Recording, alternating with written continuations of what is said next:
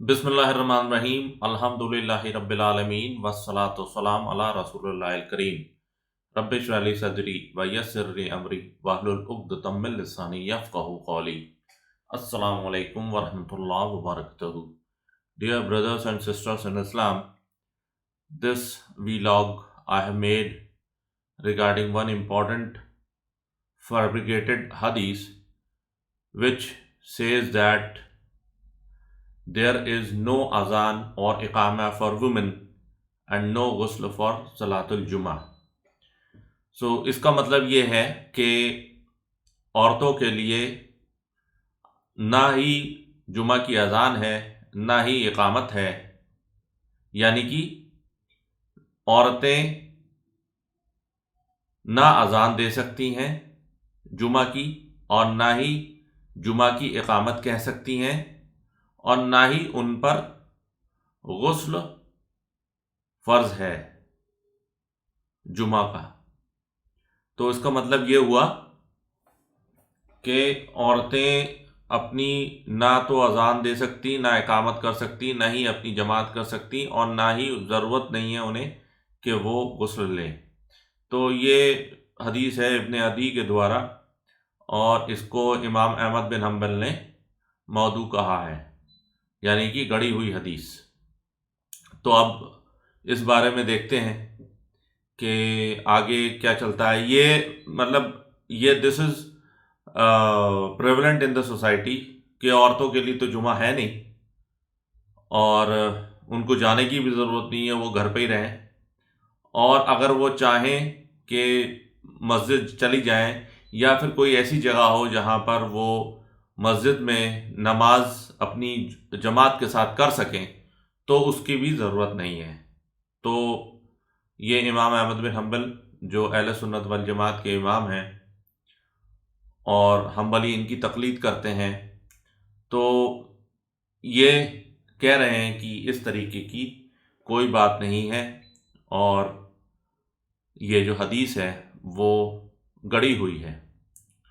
तो मज़ीद फरमाया गया कि man and women are equal in rights to rewards and punishment and hence we are commanded by Allah subhanahu wa ta'ala to do something that also includes women, that is shahadat ashhadu an la ilaha illallah wa ashhadu anna muhammadan abduhu wa rasuluh, salat, ज़कात, रोज़ा और हज। जो चीज़ आदमी पर लागू है वही चीज़ औरत पर भी लागू है और उस पर भी वही हुक्म होता है जो कुरान और हदीस में है, और उनके लिए कोई गुनाह नहीं कि वो जुमा की अजान कह दें या इकामत कह दें या फिर किसी और जो वक्त की अजान या इकामत कह दें। सिर्फ उसमें एक राइडर ये है कि एक जो लिमिटेशन ये है कि जब वो अजान या इकामत कहेंगी तो उनकी अजान या इकामत जो है वो कोई आदमी नहीं सुनेगा। तो इसका मतलब ये है वो पब्लिक एड्रेस सिस्टम जो मस्जिद का उसमें नहीं कह सकती, वो अपनी अजान कहें, वो अपनी इकामत कहें और फिर अपनी नमाज जुमा या कोई सी भी नमाज वो पढ़ाएं। बस फ़र्क ये होता है कि जब नमाज जुमा पढ़ाई जाती है या कोई भी नमाज पढ़ी जाती है तो आदमियों में क्या होता है कि आदमी में इमाम जो है वो आगे खड़ा होता है, मुक्तदी सारे पीछे खड़े होते हैं। जो औरतों की जो नमाज होती है उसमें जो इमाम है वो औरतों की जो पहली सफ़ है उसमें बीच में खड़ी होती हैं। तो ये फ़र्क है। और दूसरा ये है, अब आपने देखा ना कि औरतों की आवाज़ का भी पर्दा है। अब ये उन लोगों का रद्द है जो ये कहते हैं कि औरतों की आवाज़ का जो औरतें जो हैं वो अपनी जो है वो चेहरा खोल सकती हैं। औरतों के चेहरे का भी पर्दा है, औरतों की आवाज़ का भी पर्दा है, औरतों की स्मेल का भी पर्दा है। तो जब जिस औरत की स्मेल का पर्दा है, जिस औरत की आवाज़ का पर्दा है, तो वो ये कैसे हो सकता है कि उसका चेहरे का पर्दा ना हो। तो औरतों के चेहरे का पर्दा भी है और دوسرا یہ ہے کہ ایک چیز ہوتی ہے تصفیق. تو جب امام کوئی غلطی کرتا ہے اور عورت جو ہے اس کو وہ دینا چاہتی ہے، لقمہ دینا چاہتی ہے، تو آدمی تو کہیں گے سبحان اللہ. سبحان اللہ اس لیے کہتے ہیں، سبحان اللہ یہ کہنے کا مطلب اس لیے ہوتا ہے کہ یہ بتانے کے لیے کہ اللہ تو غلطیوں سے پاک ہے، لیکن انسان تو غلطی کر سکتا ہے، اور امام صاحب آپ نے غلطی کر دی تو اس میں سدھاریے. لیکن عورت جو ہے، عورت سبحان اللہ نہیں کہے گی، کیونکہ عورت اگر آواز نکالے گی تو سارے مرد تو وہی سوچیں گے کہ بھئی کیا، کتنی اچھی آواز ہے، کتنی خوبصورت آواز ہے، تو جب یہ آواز ایسی ہوگی تو عورت کیسی ہوگی. تو اس لیے جو ہے وہ عورتوں کا جو آواز کا ہی پردہ ہے، تو عورت جو ہے تصفیق کرے گی. وہ ایسے جیسے یہ ایسے ہوتا ہے، ایسے ہاتھ باندھے ہوئے ہیں سپوز، تو اس کو تصفیق کہتے ہیں. تو اس لیے عورتوں کا آواز کا بھی پردہ ہے، عورتوں کا چہرے کا بھی پردہ ہے، اور عورتوں کے پرفیوم کا بھی پردہ ہے. کیونکہ آپ کو تو میں نے ایک ویلاگ بنایا تھا، اس میں میں نے بتایا تھا کہ عورتیں اگر ان کی جو پرفیوم ہے اگر کسی غیر محرم نے سونگھ لی تو اس کے بارے میں رسول اکرم صلی اللہ علیہ وسلم نے فرمایا کہ ایسی عورت زانیہ ہے، زانیہ ہے، زانیہ ہے، مطلب she is an adulterous, woman of low virtue. تو اب یہ جو ہے یہ جو آتھر ہیں یہ بھی یہی بات فرما رہے ہیں. اور ایک بار جب ابن عمر رضی اللہ عنہ سے پوچھا گیا عورت کے اذان اور اقامت کہنے کا، تو انہوں نے یہ فرمایا کہ should I prevent them from the ذکر of Allah, should I prevent them from the ذکر آف اللہ. تو جب انہوں نے ان سے یہ کہا گیا کہ عورتیں اذان دے سکتی ہیں، تو انہوں نے کہا کہ میں کیسے منع کر سکتا ہوں اللہ کے ذکر سے انہیں. It is because of this statement that Ibn Umar radiallahu anhu, when Ahmad bin Hanbal was asked about women calling the azan and iqamat, he said that there is no problem. تو اب تو یہ ہو گیا کہ عورتیں جو ہیں وہ اذان بھی دے سکتی ہیں اور اقامت بھی کہہ سکتی ہیں، پرووائڈڈ کہ ان کی اذان اور اقامت جو ہے وہ مرد نہ سنیں. دوسرا جو پارٹ تھا وہ یہ تھا کہ عورتیں جو ہیں ان پر غسل کرنا جو ہے وہ ضروری نہیں ہے جمعہ والے دن. تو یہ بتانا چاہتے ہیں کہ اور آدمیوں پر جمعہ پڑھنا فرض ہے، لیکن عورتوں پر آپشنل ہے. عورتوں پر آپشنل اس لیے ہے کیونکہ ہر جگہ جو ہے وہ اہتمام نہیں ہے عورتوں کے نماز پڑھنے کا. تو جمعہ آپشنل ہے، لیکن جو ہے وہ جو غسل جو ہے وہ تو ضروری ہے. اور آدمیوں پر بھی فرض نہیں ہے، لیکن یہ ہے کہ آدمیوں پر پہلے فرض تھا، اس کے بعد جو وہ حدیث منسوخ ہو گئی.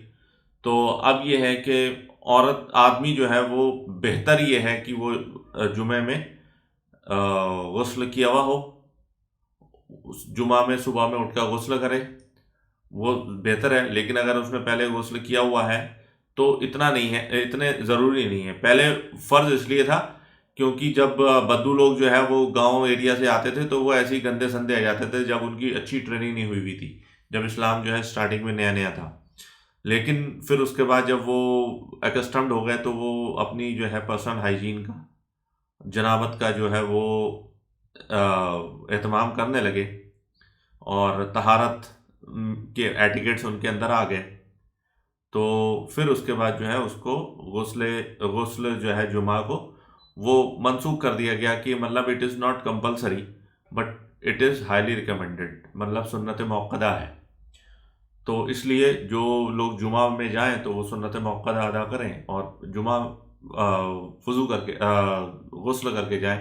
اور ایسے ہی عورتوں کے اوپر ہے کہ وہ بھی بہتر ہے کہ اگر کوشش کریں کہ وہ ایسی جگہ جائیں، ایسی مسجدوں میں جائیں جہاں پر جمعہ کی نماز کا اہتمام کیا جاتا ہے، جو کہ بہت ہی ریئر ہے. مطلب انڈیا میں تو بہت ریئر ہے، کہ انڈیا میں تو یہاں پہ حنفی ڈومیننٹ ہے، تو وہ تو اپنی عورتوں کو جانے نہیں دیتے. تو اگر جہاں پہ کہیں پہ کوشش کر سکتے ہیں کہ جانے کی تو ضرور جائیں. اور کیونکہ مشکل ہوتا ہے، لیکن مشکل ہونے کے باوجود بھی اللہ کے نبی صلی اللہ علیہ وسلم کی سنت پر تو آپ چل سکتی ہیں. تو اس کے لیے آپ کم سے کم غسل کر لیں، آپ خود ہی سے اذان دے دیں اپنے گھر میں، کیونکہ زیادہ تر تو اذان دیر میں ہوتی ہیں. آپ اذان دے دیں. اذان اگر ہو بھی گئی ہے ایریا میں آپ کے تو پھر آپ جو ہے صرف اقامت ہی کہہ دیں. آپ اقامت کہیں, اقامت کرنے کے بعد پھر آپ نماز پڑھ لیں. اور عورتوں کو تو ویسے بھی چاہے وہ ان کی جو پریفرڈ نماز ہے وہ ان کی جو ہے گھر میں ہے, اور گھر میں بھی کوٹری کے اندر جو سب سے سیکلوڈیڈ ایریا ان کے گھر کا, تو وہ اس میں پڑھ سکتی ہیں اپنے سیکلوڈیڈ ایریا میں اور اقامت کہہ سکتی ہیں, تو ان کو جماعت کا ثواب مل جائے گا. اور ویسے بھی عورتوں پر جب فرض نہیں ہے کہ مسجد جانا تو ہائیلی ریکمینڈڈ ہے, مستحب ہے, لیکن اگر نہیں جا پاتی ہیں تو اگر وہ گھر میں بھی پڑھتی ہیں تو بھی ان کو 25 یا 27 گنا ثواب ملتا ہے. تو لیکن جمعہ کا ہے تو جمعہ میں آپ جو ہے وہ غسل کا اہتمام کریں, اور جمعہ کے لیے جائیں اگر جہاں جا سکتے ہیں. اور آدمیوں کا تو یہ ہے کہ آدمی کو تو ضرور جانا چاہیے, کیونکہ اس سے جو ہے وہ دین الاسلام کی یاد آتی ہے, اور انسان کا جو ہے ایک طریقے سے جو ہے ایمان تازہ ہوتا ہے, اور اس کا ایمان کا لیول بڑھتا ہے. جتنا آپ دین کی طرف جائیں گے اتنا آپ کا ایمان کا لیول بڑھے گا.